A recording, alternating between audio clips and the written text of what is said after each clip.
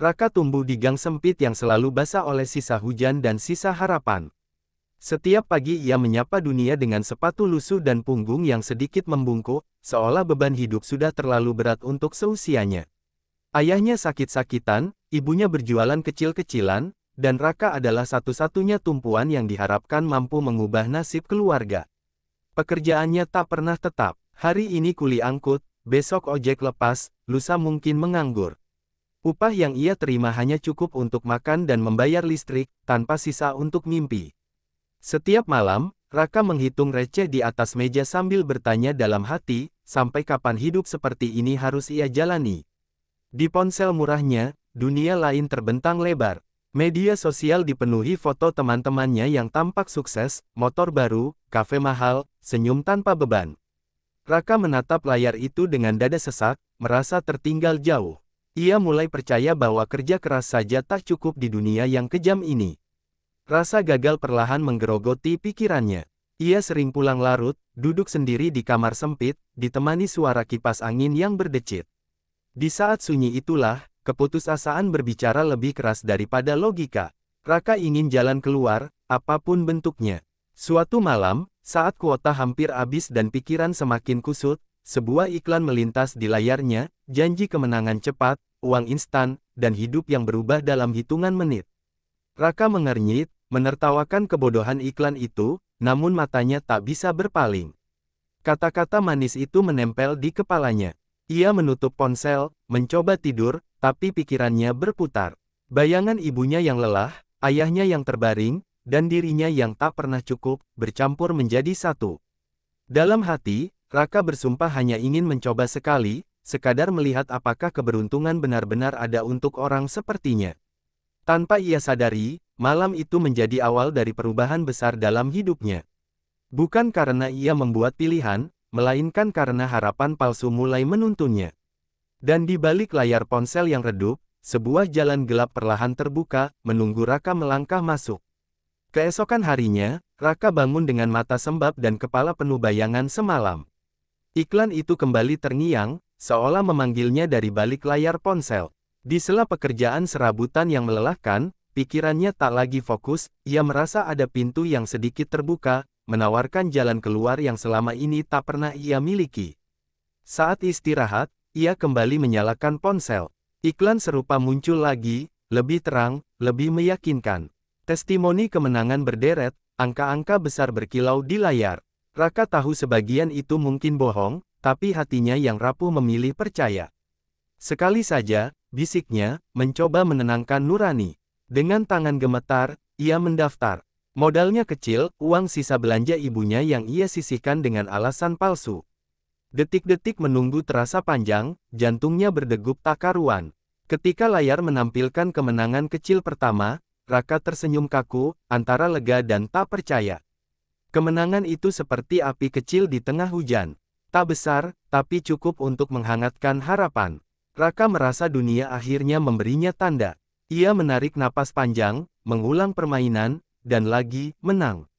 Setiap bunyi notifikasi seperti tepuk tangan yang menguatkan keyakinannya. Malamnya, ia pulang membawa sedikit uang tambahan. Ibunya tersenyum melihatnya membeli lauk lebih baik dari biasanya. Raka merasa bangga, sekaligus bersalah. Ia berkata pada dirinya sendiri bahwa ini demi keluarga, bahwa ia mengendalikan semuanya. Namun godaan tak berhenti. Pesan promosi datang bertubi-tubi, bonus, putaran gratis, janji lebih besar jika deposit ditambah. Raka mulai menghitung kemungkinan, membayangkan jika angka kecil itu dikalikan berkali-kali. Logika, perlahan kalah oleh angan-angan. Tanpa sadar, batas sekali saja, sudah ia lewati. Malam itu, Raka tertidur dengan ponsel di tangan dan senyum tipis di bibir, tak tahu bahwa umpan telah ditelan. Di balik kemenangan kecil, sebuah jerat sedang mengencang, pelan tapi pasti. Hari-hari berikutnya terasa berbeda bagi Raka. Setiap pagi ia bangun dengan degup jantung yang lebih cepat, bukan karena semangat bekerja, melainkan karena menunggu malam tiba. Judi online itu kini menjadi rahasia kecil yang selalu ia bawa kemanapun, tersembunyi di balik layar ponsel dan senyum tipis yang jarang ia miliki sebelumnya. Kemenangan datang lebih sering. Angkanya memang tak selalu besar, tapi cukup untuk membuatnya merasa unggul atas hidup yang selama ini menekannya. Raka mulai percaya ia memiliki insting, sesuatu yang tidak dimiliki orang lain. Setiap kemenangan memperkuat keyakinan bahwa nasibnya sedang berubah. Uang hasil judi membuatnya berani tampil berbeda. Ia mentraktir teman, membeli pakaian baru, bahkan sesekali mengunggah momen sederhana ke media sosial. Untuk pertama kalinya, ia merasa diakui. Komentar dan pujian kecil itu mengisi kekosongan yang lama menganga di hatinya. Ibunya melihat perubahan itu dengan bingung. Raka kini jarang mengeluh soal uang, bahkan sesekali menyelipkan lembaran tambahan di dompet ibunya. Saat ditanya dari mana asalnya, Raka hanya tersenyum dan menjawab singkat, "Ada rezeki."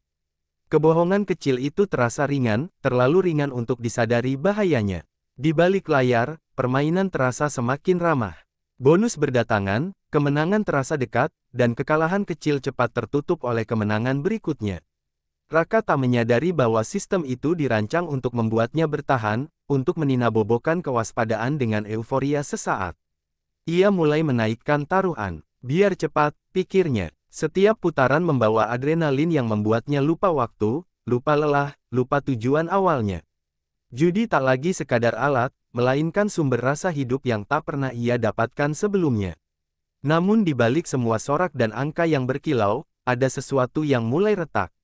Kemenangan itu terasa terlalu mudah, terlalu teratur, seolah sedang disusun. Tanpa Raka sadari, pijakannya mulai rapuh, dan kemenangan yang ia banggakan hanyalah bayangan sebelum jatuh yang sesungguhnya. Perubahan itu datang tanpa aba-aba. Suatu malam, setelah serangkaian kemenangan yang membuat Raka percaya diri berlebihan, layar ponselnya berhenti menampilkan angka keberuntungan. Putaran demi putaran berakhir dengan kekalahan. Raka tertawa kecil, menganggapnya hanya jeda sebelum menang lebih besar. Namun jeda itu tak kunjung usai. Saldo berkurang pelan tapi pasti. Raka menaikkan taruhan, yakin kemenangan besar ada di depan mata. Jarinya menekan layar dengan lebih keras, napasnya memburu, seolah bisa memaksa nasib berbalik arah. Saat uang hampir habis, Raka merasa dadanya sesak. Ia menatap angka terakhir dengan mata kosong, lalu tergesa melakukan deposit lagi. Kali ini bukan uang lebih, melainkan uang kebutuhan. Hatinya berdebat, tapi rasa takut kalah lebih besar daripada rasa bersalah. Kekalahan berikutnya terasa lebih menyakitkan. Kemenangan yang dulu datang mudah kini menghilang seperti ditelan gelap. Raka mulai gelisah, sulit tidur, pikirannya dipenuhi satu kalimat yang terus berulang, harus balik modal. Ia mulai berbohong lebih sering. Kepada ibunya, ia mengaku uang belum turun. Kepada teman, ia menghindar. Dunia Raka mengecil, menyisakan layar ponsel dan angka yang terus menari-nari tanpa ampun. Kebahagiaan yang dulu terasa nyata kini berubah menjadi kecemasan. Pekerjaan mulai terbengkalai. Raka sering terlambat, pikirannya melayang, emosinya meledak tanpa sebab. Ia bukan lagi pemuda penuh harapan, melainkan seseorang yang hidupnya ditentukan oleh satu aplikasi yang tak pernah peduli padanya. Malam itu, setelah kekalahan panjang, Raka menatap pantulan wajahnya di layar hitam ponsel. Senyum percaya diri telah hilang, digantikan mata lelah dan penuh ketakutan. Ia sadar ada yang salah, namun langkahnya sudah terlalu jauh untuk berhenti dengan mudah. Kekalahan demi kekalahan mengubah malam Raka menjadi lorong panjang tanpa ujung. Saldo ponselnya sering menyentuh angka 0, tapi keinginannya tak pernah ikut habis. Setiap kali kalah, ada suara di kepalanya yang berbisik bahwa satu putaran lagi akan menyelamatkannya. Saat uang sendiri tak lagi cukup, Raka mulai meminjam. Awalnya dari teman dekat, dengan janji singkat yang manis. Lalu dari aplikasi pinjaman cepat yang menawarkan kemudahan tanpa banyak tanya. Ia menekan tombol setuju tanpa membaca syarat, matanya hanya tertuju pada angka cair yang terasa seperti oksigen.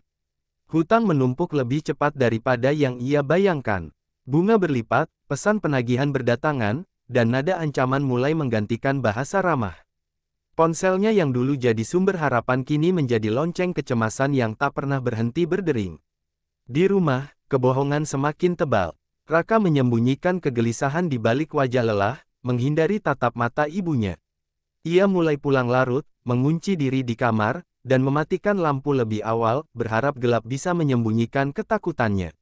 Emosinya rapuh. Hal kecil memicu amarah, nasihat terasa seperti serangan. Teman-teman menjauh, bukan karena tak peduli, melainkan karena Raka menutup diri dengan tembok kebohongan. Ia merasa sendirian, padahal banyak tangan yang dulu siap menolong. Pekerjaan makin berantakan. Teguran demi teguran datang, hingga satu hari ia dipulangkan lebih awal. Raka duduk di tepi jalan, menatap kendaraan berlalu, merasa hidup bergerak tanpa menunggunya. Hutang di kepalanya berdengung lebih keras dari klakson. Malam itu, ia menghitung total hutang dengan tangan gemetar. Angkanya membuat dadanya runtuh. Raka menyadari ia tak lagi bermain untuk menang, melainkan untuk bertahan. Dan di titik ini, judi online bukan sekadar permainan, ia telah menjadi jerat yang mengikat lehernya semakin kencang. Hari itu Raka benar-benar kehilangan pegangan. Pekerjaannya resmi berakhir tanpa banyak kata, hanya tatapan kecewa dari atasannya. Ia melangkah pulang dengan langkah gontai, merasa setiap meter jalan seperti menjauhkan dirinya dari kehidupan yang pernah ia kenal. Ponselnya tak berhenti bergetar, pesan penagihan datang silih berganti, lebih dingin dan kasar dari sebelumnya. Ancaman disamarkan sebagai pengingat. Raka mematikan layar, tapi suara itu tetap menggema di kepalanya, membuat napasnya pendek dan dadanya terasa sempit. Di rumah, ia mengurung diri. Makan tak lagi terasa, tidur hanya datang dalam potongan-potongan pendek. Dunia Raka menyusut menjadi kamar sempit, kasur tipis, dan layar ponsel yang terus menyala, seolah itulah satu-satunya tempat ia masih merasa hidup. Malam paling gelap datang ketika ia memutuskan memainkan uang terakhir yang tersisa.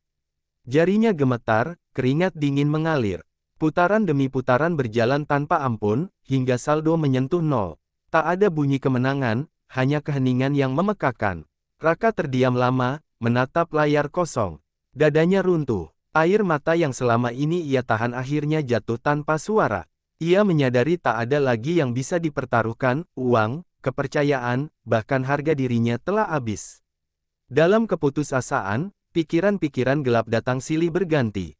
Raka merasa menjadi beban, merasa gagal sebagai anak dan sebagai manusia. Ia duduk memeluk lutut, bertanya pada dirinya sendiri bagaimana satu pilihan kecil bisa menyeretnya sejauh ini. Menjelang subuh, Raka keluar dari kamar dengan mata bengkak. Ia menatap wajah ayahnya yang tertidur lemah dan ibunya yang kelelahan. Di titik terendah itulah, sesuatu akhirnya retak, bukan lagi harapan, melainkan kebohongan yang selama ini ia peluk. Dan untuk pertama kalinya, ia tahu, jika terus diam, ia akan benar-benar hilang. Pagi itu terasa berbeda, bukan karena cahaya matahari, melainkan karena beban di dada Raka tak lagi bisa ia tahan sendiri. Ia duduk di ruang tengah, menunggu ibunya bangun, dengan tangan saling menggenggam kuat. Setiap detik terasa seperti vonis yang menunggu dibacakan. Saat ibunya muncul, Raka tak sanggup menatap lama. Suaranya bergetar ketika ia mulai bicara, pelan, terputus-putus, tentang uang, tentang kebohongan, tentang judi online yang telah menelan hidupnya.